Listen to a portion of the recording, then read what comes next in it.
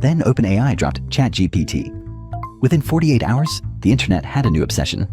People were using it to write breakup texts, debug code, explain black holes, and generate bedtime stories. Dad, I'm talking to an AI that knows everything. It just explained quantum entanglement using Minecraft terms. Did I hear Minecraft? It has 1 million users in the first 5 days of launch. 2 months later, 100 million users. Fastest growing app in history. Instagram took 2.5 years to hit 100 million.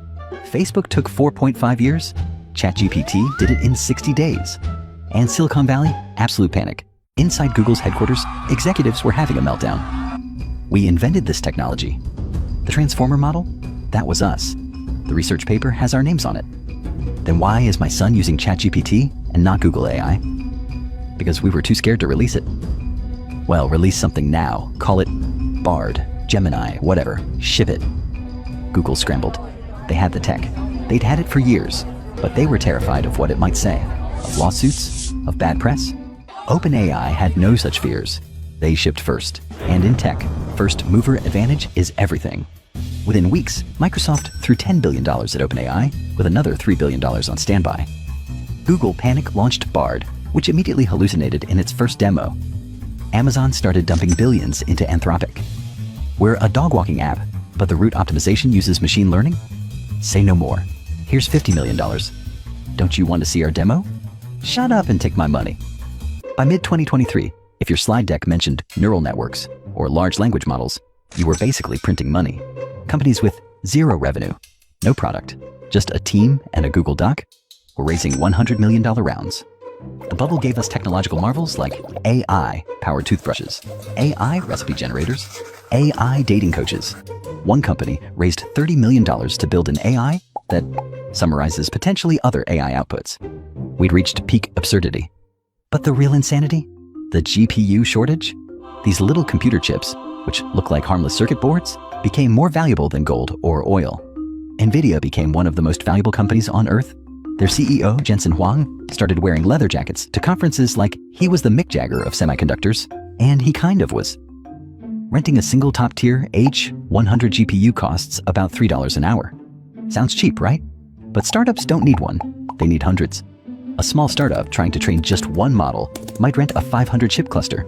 That's $1,500 per hour, $36,000 per day, over $1.1 million per month, just for renting GPU. Yet, companies were still hoarding GPUs, like doomsday preppers stockpile canned beans. Nvidia couldn't manufacture them fast enough. The waitlist was, at one point, up to 12 months long. Black markets emerged? Seriously. People were smuggling $100 bills across borders. By 2024, everything was AI-powered. Your toaster burns bread with 10% more efficiency. Your calendar app suggests meeting times using algorithms. Your grocery store self-checkout, just a camera, but now it's machine learning. The party was in full swing, champagne flowing, checks clearing. Then somebody asked the uncomfortable question, how much does this actually cost? January 2025. Sam Altman, CEO of OpenAI, face of the AI revolution, tweeted something that made every investor's blood pressure spike. Insane thing. We are currently losing money on OpenAI Pro subscriptions. People use it much more than we expected. Yep, you heard it right. OpenAI charges $200 per month for their Pro tier, and they lose money on every single subscriber, which means the more successful they are, the more money they lose at this rate. When they launched ChatGPT Plus at $20 per month, their entire pricing strategy was test two prices, $20 and $42. See which people complain about less, pick that one. No market research, no cost analysis, just vibes. That's how a $500 billion company priced its flagship product. Vibes. But wait, it gets worse. OpenAI's 2024 finances? Revenue? $3.7 billion.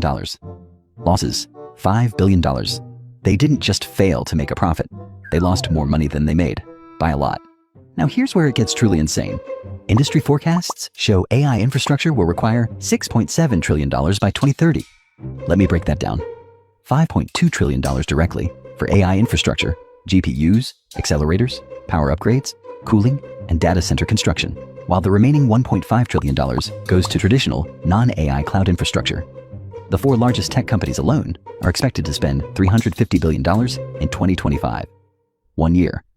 And here's the kicker. To justify these costs, the AI industry needs to generate $2 trillion in annual revenue by 2030. Current total AI revenues? Somewhere around $200 billion.